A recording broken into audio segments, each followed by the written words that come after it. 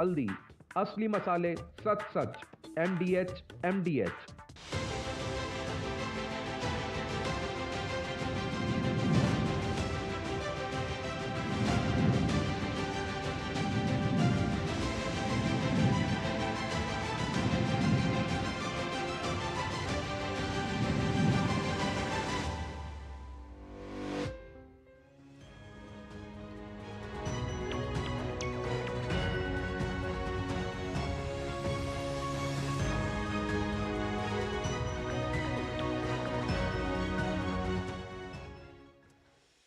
नमस्कार। हमारे इस विशेष कार्यक्रम जनादेश में आप सभी का बहुत बहुत स्वागत है। मैं हूं निखिल सिंह और जनादेश यानी लोकसभा चुनावों की स्पष्ट और निष्पक्ष खबरें।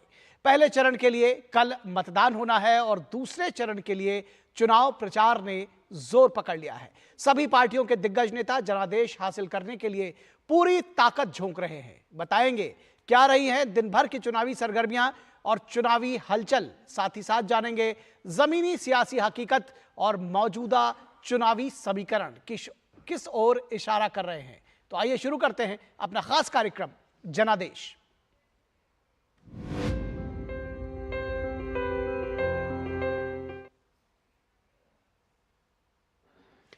तो लोकसभा चुनाव के पहले चरण में 17 राज्यों और 4 केंद्र शासित प्रदेशों की 102 सीटों पर शुक्रवार को वोट डाले जाएंगे। पहले चरण के लिए प्रचार में सभी दलों के दिग्गज नेताओं ने पूरी ताकत झोंकी और अब मतदाताओं को 19 अप्रैल का इंतजार है जब वो अपने मताधिकार का इस्तेमाल कर सकेंगे।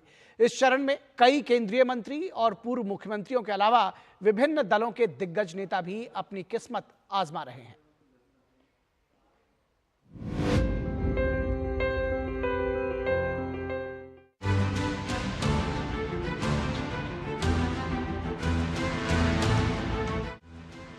दुनिया का सबसे बड़ा लोकतंत्र भारत लोकतंत्र के सबसे बड़े उत्सव के लिए पूरी तरह तैयार है। लोकसभा चुनाव के पहले चरण की 102 सीटों पर 19 अप्रैल को वोट डाले जाएंगे। इस चरण में 18 लाख से अधिक मतदान कर्मी 1,87,000 मतदान केंद्रों पर तैनात होंगे, जबकि 16 करोड़ 63 लाख से अधिक मतदाता अपने मताधिकार का इस्तेमाल करेंगे। इनमें 8.4 करोड़ पुरुष और 8.23 करोड़ महिला मतदाता शामिल हैं। पहले चरण में थर्ड जेंडर के 11,371 मतदाता 35.67 लाख पहली बार वोट देने वाले मतदाता और 20 से 29 वर्ष आयु वर्ग के 3 करोड़ 51 लाख युवा मतदाता भी वोट डालेंगे। पहले चरण में जिन राज्यों और केंद्र शासित प्रदेशों की 102 सीटों पर वोट डाले जाएंगे उनमें तमिलनाडु की 39, राजस्थान की 12, उत्तर प्रदेश की 8, मध्य प्रदेश की 6, उत्तराखंड, असम और महाराष्ट्र की 5, बिहार की 4, पश्चिम बंगाल की 3, अरुणाचल प्रदेश, मणिपुर, मेघालय की 2 और छत्तीसगढ़, मिजोरम, नागालैंड, सिक्किम, त्रिपुरा, अंडमान निकोबार, जम्मू कश्मीर, लक्षद्वीप और पुदुचेरी की 1 सीट शामिल हैं। पहले चरण की 102 सीट के लिए कुल 1,625 उम्मीदवार मैदान में हैं, जिनमें 1,491 पुरुष और 134 महिला उम्मीदवार शामिल हैं। पहले चरण के चुनाव में उम्मीदवारों की सबसे बड़ी संख्या तमिलनाडु में है, जहां 39 संसदीय क्षेत्रों में 76 महिला उम्मीदवारों सहित 950 उम्मीदवार हैं। सबसे कम संख्या नागालैंड में है, जहां 3 उम्मीदवार चुनाव मैदान में हैं।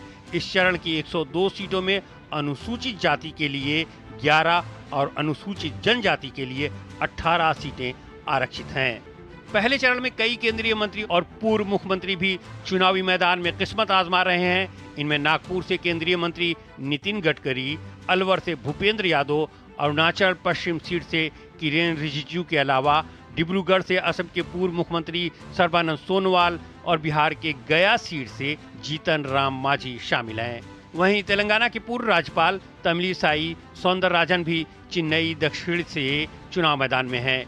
इनके अलावा बीजेपी प्रत्याशी के अन्नामलाई, डीएमके प्रत्याशी कनिमोझी और मध्य प्रदेश के पूर्व सीएम कमलनाथ के बेटे नकुलनाथ ऐसे बड़े नाम हैं जिनकी किस्मत पहले चरण के मतदान के साथ ही ईवीएम में बंद हो जाएगी।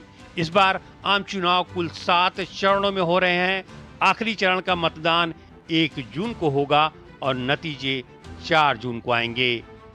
जनादेश डेस्क, डीडी न्यूज।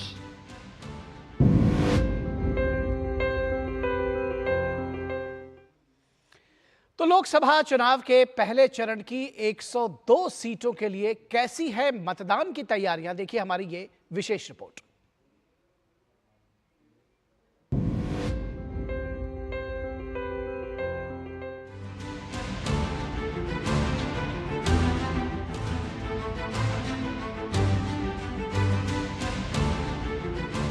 लोकसभा चुनाव के पहले चरण की 102 सीटों पर 19 अप्रैल को होने वाले मतदान की तैयारियां पूरी हो चुकी हैं।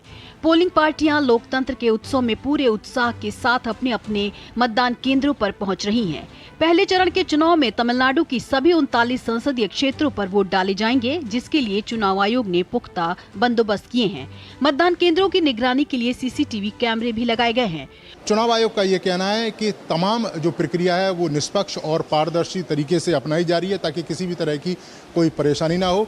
जो मतदाता हैं अपने मत का प्रयोग करेंगे, उनके लिए खास तरह के इंतजाम जो पोलिंग स्टेशन है वहाँ पर चुनाव आयोग ने किए हैं। सुरक्षा व्यवस्था रहेगी और इसके साथ साथ जो बुजुर्ग, गर्भवती जो महिलाएं हैं, उनके लिए विशेष तरह के इंतजाम रहेंगे। उत्तराखंड की सभी सीटों पर मतदान के लिए भी चुनाव आयोग ने पुख्ता बंदोबस्त किए हैं। लोकतंत्र के उत्सव में हिस्सेदारी को लेकर मतदान कर्मियों में भी गजब का उत्साह देखा जा रहा है। सबसे पहले तो हमें जो सामान मिला, इन्हें ये कहा कि आप पहले चेक करो कि आपकी जो भी मशीन आपको मिली गई है वो आपके मध्य स्थल की है या नहीं है। कम से कम मिनिमम जो है 50 वोट उसमें हमको मॉक पोल के तौर पे डालने हैं। उसके बाद इसको दिखाना है कि सही मतदान हो रहा है कि नहीं हो रहा है। राजस्थान की 12, उत्तर प्रदेश की 8 और मध्य प्रदेश की 6 सीटों पर मतदान के लिए भी तैयारियां पूरी कर ली गई हैं। निष्पक्ष और शांतिपूर्ण मतदान के लिए प्रशासन पूरी तरह से प्रतिबद्ध है। कोई भी ऐसी प्रॉब्लम लॉ एंड ऑर्डर की ना है, इसके लिए पर्याप्त मात्रा में सभी बूथ्स पे forces, armed forces, paramilitary forces deploy की गई हैं। क्रिटिकल बूथ्स और वल्नरेबल बूथ्स पे सतत निगरानी रखी जा रही है। पहले चरण में बिहार की 4 सीटों पर भी मतदान के लिए सभी तैयारियां पूरी कर ली गई हैं। नक्सल प्रभावित क्षेत्रों पर खास नजर रखने के लिए चौकसी बरती जा रही है। प्रशासन जमीन से आसमान तक पूरी चौकसी बरत रहा है। गया जिले के चकरबंधा पहाड़ी पर स्थित सभी बूथों पर हेलीकॉप्टर के माध्यम से पूर्ण सुरक्षा व्यवस्था के साथ मतदान कर्मियों को पहुँचाया गया है। सभी प्रशासनिक तैयारियों के बीच जो नक्सल प्रभावित इलाके हैं उन पर खास नजर रखी जा रही है। साथ ही बिहार पुलिस, अर्धसैनिक बलों की टुकड़ियों समेत अनेक जो एजेंसियां हैं वो इस चुनाव को स्वतंत्र, निष्पक्ष और शांतिपूर्ण बनाने के लिए एड़ी चोटी का जोर लगा रहे हैं। महाराष्ट्र में भी नागपुर समेत 5 सीटों पर पहले चरण के मतदान को लेकर चुनाव आयोग मुस्तैद है। नक्सल पीड़ित गढ़चिरौली सीट पर भी सुरक्षा कड़ी कर दी गई है। इलाके में ड्रोन से भी निगरानी रखी जा रही है। ईवीएम और पोलिंग पार्टीज ऐसे 824 लोगों की हम संवेदनशील और अति संवेदनशील ठिकान हम हेलीकॉप्टर से ड्रॉपिंग कर रहे हैं, ताकि उनकी सुरक्षा को लेकर के कोई भी धोखा नहीं हो। पश्चिम बंगाल की 3 और असम की 5 सीटों समेत पूर्वोत्तर के राज्यों में भी पहले चरण के मतदान के लिए बड़े पैमाने पर तैयारियां की गई हैं। मणिपुर में भी चुनाव आयोग स्वतंत्र और निष्पक्ष चुनाव कराने के लिए पूरी सतर्कता बरत रहा है। अरुणाचल प्रदेश में सफलतापूर्वक मतदान संपन्न कराने के लिए मतदान कर्मी भी कोई कसर नहीं छोड़ रहे। मतदान कर्मी दुर्गम पहाड़ी रास्ते को पार करते हुए मतदान केंद्रों तक पहुँच रहे हैं। निर्वाचन आयोग की तरफ से जो निर्देश मिले हैं उसके अनुसार मेघालय राज्य में चूँकि पहले चरण में चुनाव हो रहे हैं, 2 लोकसभा सीटें हैं और हर तरह की हर स्तर पे पूरी तैयारियां की गई। जम्मू कश्मीर में उधमपुर डोडा लोकसभा सीट पर भी पहले चरण में वोटिंग की तैयारियां पूरी हो चुकी हैं। इसके लिए दूर दराज के इलाकों में 529 मतदान दल भेजे गए हैं। यहाँ भी मतदान कर्मियों में खासा उत्साह देखा जा रहा है। हमारे में इतना उत्साह है ये पोल कराने का, और हम जोरों शोरों से ये तैयारी में आए हुए हैं और हम करके दिखाएंगे लेडीज को जो मौका मिला हुआ है। एक ऐसा मौका हमें खासकर फीमेल्स को आगे आके देश की सेवा करने का मिला है और इसके लिए हम अपने आप को बहुत ही लकी समझते हैं। सभी बंदोबस्त for voter safety and for free and fair elections they are in place. अब वोटर्स को अपील है कि वो जरूर अपना वोट कास्ट करें। लोकतंत्र में चुनाव किसी महापर्व से कम नहीं, इसलिए इसे सफलतापूर्वक संपन्न कराने के लिए मतदान कर्मी कोई कसर नहीं छोड़ रहे हैं। भले ही चुनौती कितनी बड़ी क्यों न हो, रास्ते कितने भी मुश्किलों भरे क्यों न हो। जनादेश डेस्क, डीडी न्यूज।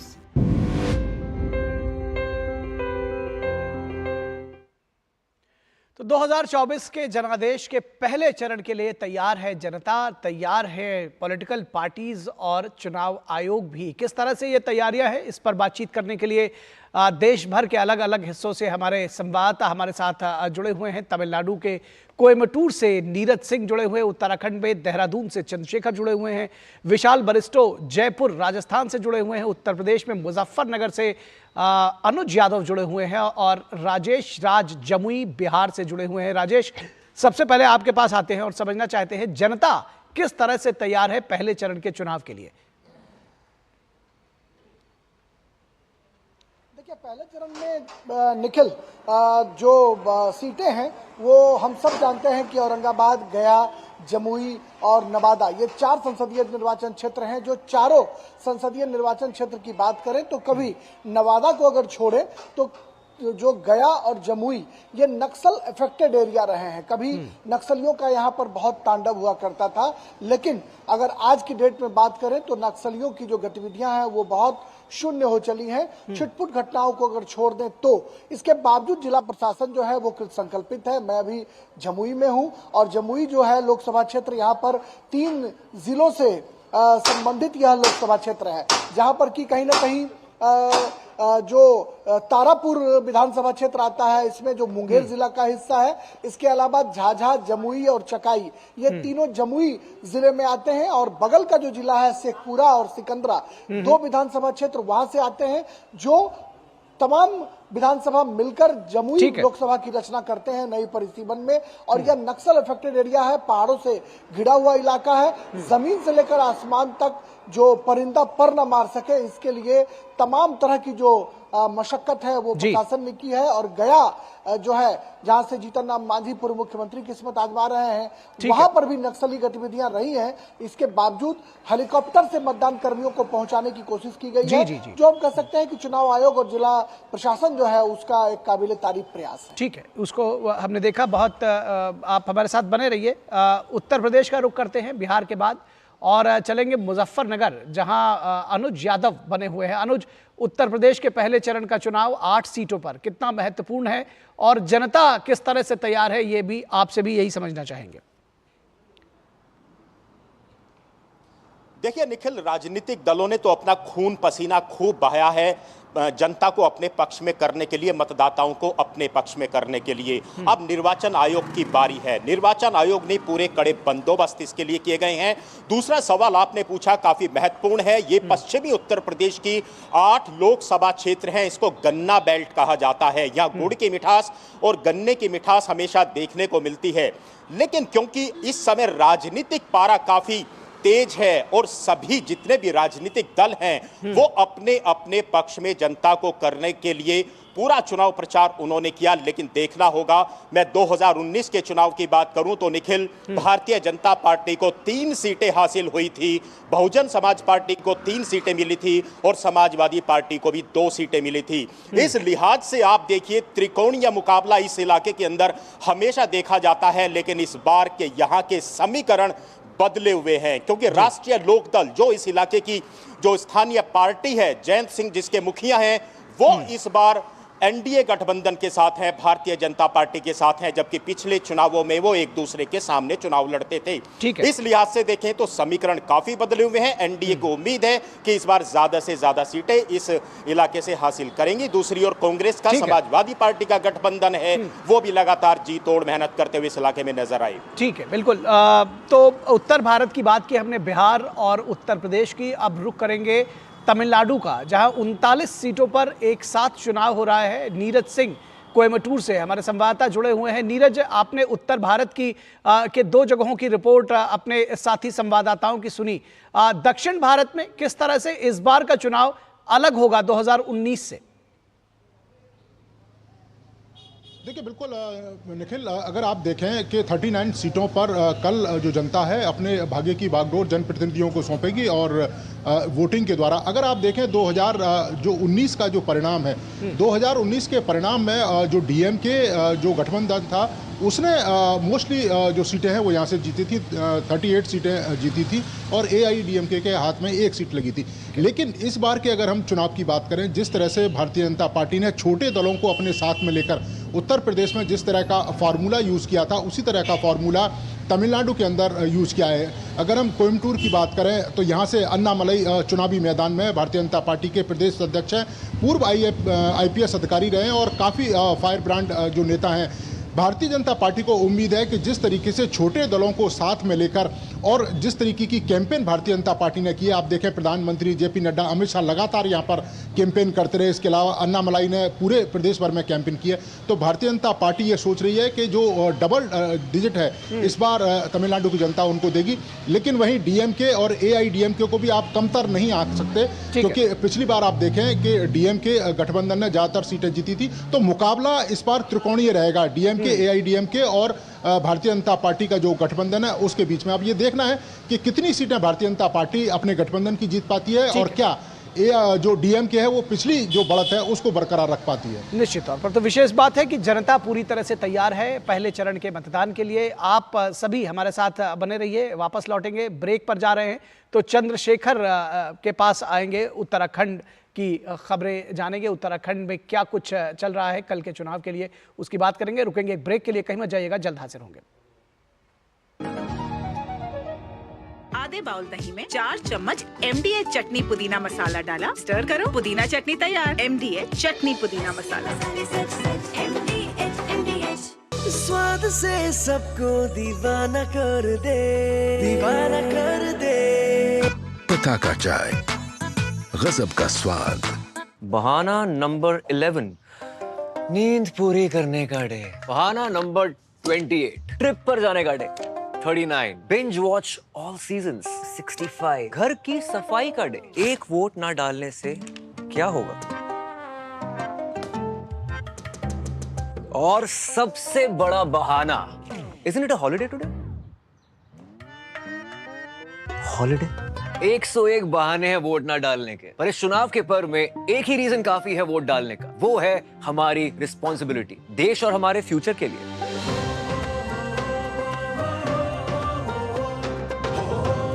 तो चलो सब मिलकर मनाते हैं इस चुनाव के पर्व को गर्व के साथ। अब छोलिया हो या लोबिया, सफेद चने या काले चने, सब कुछ मजेदार बने। MDH।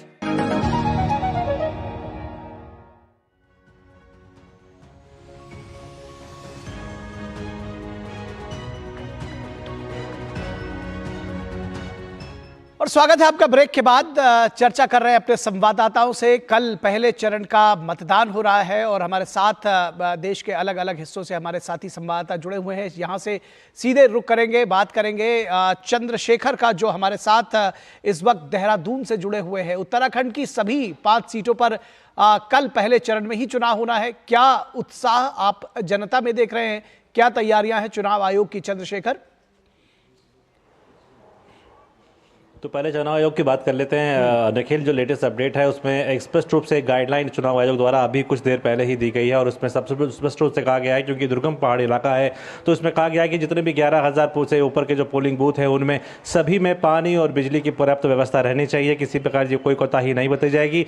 जितने भी अस्पताल हैं, जिला अस्पताल हो, प्राथमिक चिकित्सा केंद्र हो या कोई अस्पताल हो, उन्हें खोला गया और पर्याप्त रूप से मेडिकल स्टाफ वहाँ पर होना चाहिए। इसके अलावा क्योंकि ये लैंडस्लाइड का इलाका हो सकता है, आप जानते हैं कई ऐसे दुर्गम इलाके हैं, तो वहाँ पर भी स्पष्ट रूप से कहा गया है परिवहन विभाग को कि वो तमाम जो गाड़ियाँ हैं वो चलेंगी और उसके साथ साथ लैंडस्लाइड की अगर कोई स्थिति उत्पन्न होती है तो उसके लिए हाई अलर्ट पर रहने के लिए सभी को कहा गया है, दुर्गम इलाकों की अगर बात कर रहा हूँ।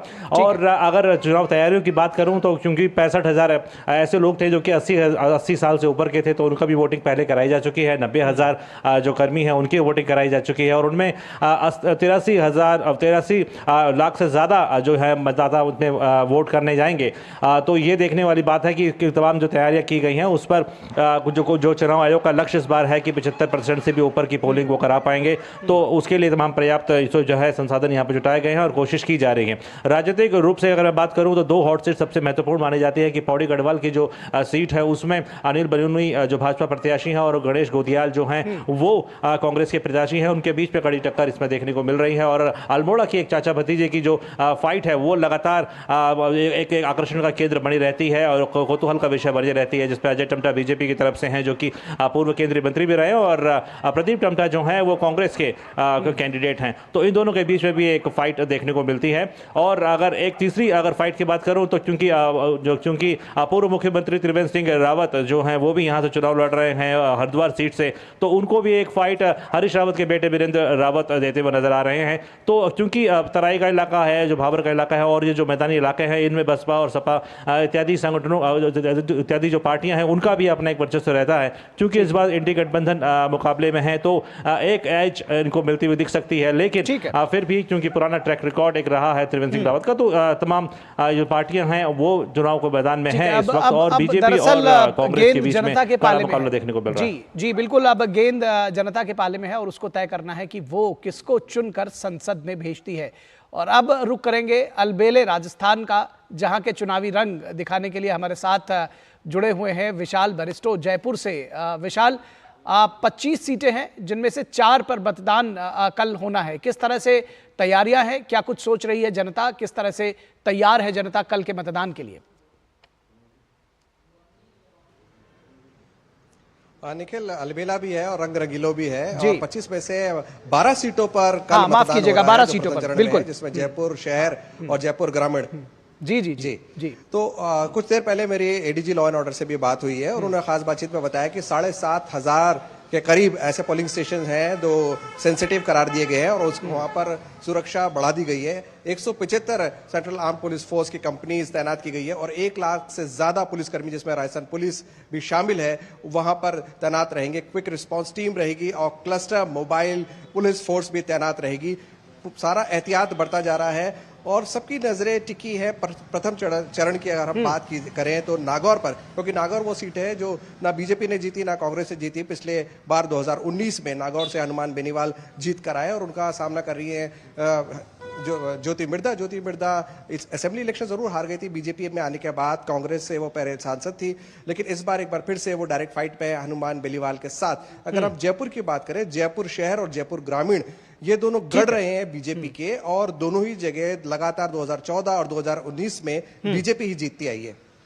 ठीक है, बिल्कुल, निश्चित तौर पर तो जनता तैयार है कि जो कल पहले चरण का मतदान होना है 12 सीटों पर, उन पर किस तरह से वो वोट करेगी, ये देखना कल बेहद महत्वपूर्ण होगा और आप सभी निश्चित तौर पर इस पर नज़र बनाएंगे और हम सबको, हमारे सभी दर्शकों को अपडेट्स इस पर देते रहेंगे कल पूरे दिन। फिलहाल आज के लिए बहुत शुक्रिया आप सभी का। और यहां रुकेंगे एक छोटे से ब्रेक के लिए। ब्रेक के बाद जब वापस लौटेंगे तो भी आपको दिखाएंगे कि किस तरह से इस समय चुनावों में चल रहे हैं बयानों के तीर।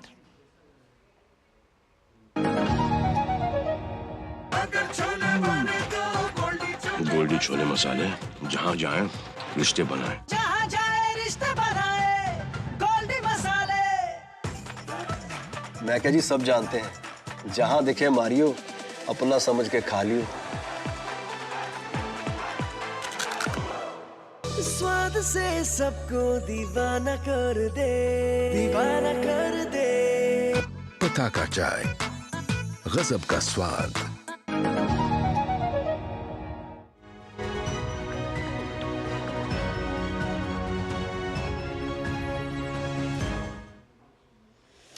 स्वागत है आपका ब्रेक के बाद। और अब बात बयानों के तीर की। बिहार के जमुई में राष्ट्रीय जनता दल के नेता तेजस्वी यादव की चुनावी सभा में राजद कार्यकर्ताओं द्वारा लोक जनशक्ति पार्टी के प्रमुख चिराग पासवान और उनके परिवार को अपशब्द कहे जाने का एक वीडियो वायरल हो रहा है। इस मुद्दे पर चिराग पासवान से लेकर बीजेपी नेताओं ने आरजेडी पर जमकर हमला बोला, तो वहीं तेजस्वी यादव ने इस मामले में सफाई दी है।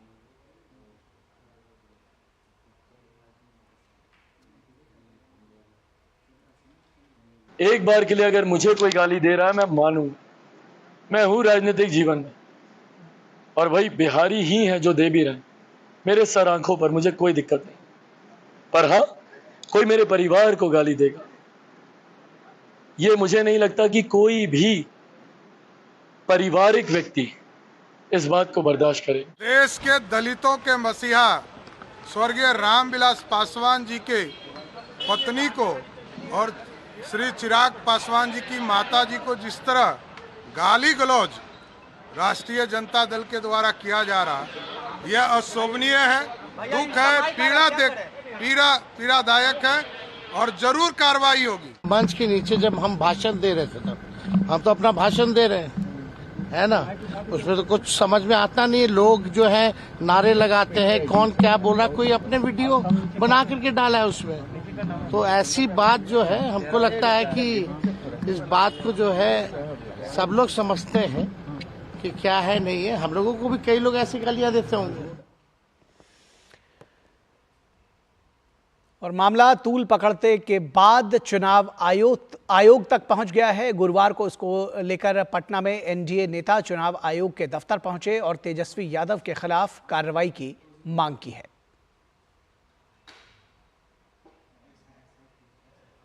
जमुई की सभा में तेजस्वी जी के कार्यक्रम था, उस समय किस तरह से महिला पर, वो भी चिराग पासवान जी की माता जी पर अभद्र टिप्पणियां की गई है। इसलिए हम लोग आए हैं निर्वाचन आयोग में मांग करने के लिए कि उन पर कार्रवाई की जाए, क्योंकि ये कहीं ना कहीं तेजस्वी जी के द्वारा ही कराया गया है, इसलिए उन पर कार्रवाई हो। तो ये थे वाद विवाद, घात प्रतिघात, और जाते जाते आपको छोड़े जाते हैं लोकसभा चुनाव से जुड़े कुछ रोचक तथ्यों के साथ। आप देखिए इन रोचक तथ्यों को और हमें दीजिए इजाजत। नमस्कार।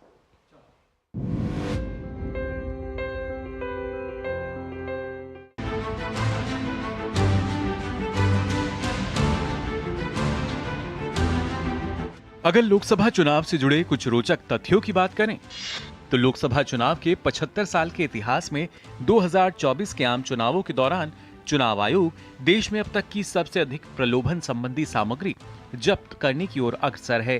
शुक्रवार को पहले चरण का मतदान शुरू होने से पहले ही धन बल के खिलाफ निर्वाचन आयोग ने नकेल कसने का काम किया है। प्रवर्तन एजेंसियों ने 1 मार्च से हर दिन करीब 100 करोड़ रुपए जब्त करने के साथ 15 अप्रैल तक कुल 4,650 करोड़ रुपए से अधिक की रिकॉर्ड जब्ती की, जो 2019 के चुनावों की जब्त किए गए कुल जब्ती से काफी अधिक है। इस आम चुनाव के दौरान की गई कुल जब्ती में 45% जब्ती ड्रग्स और नशीले पदार्थों की है, जिन पर आयोग का विशेष ध्यान है। जनादेश डेस्क, डीडी न्यूज।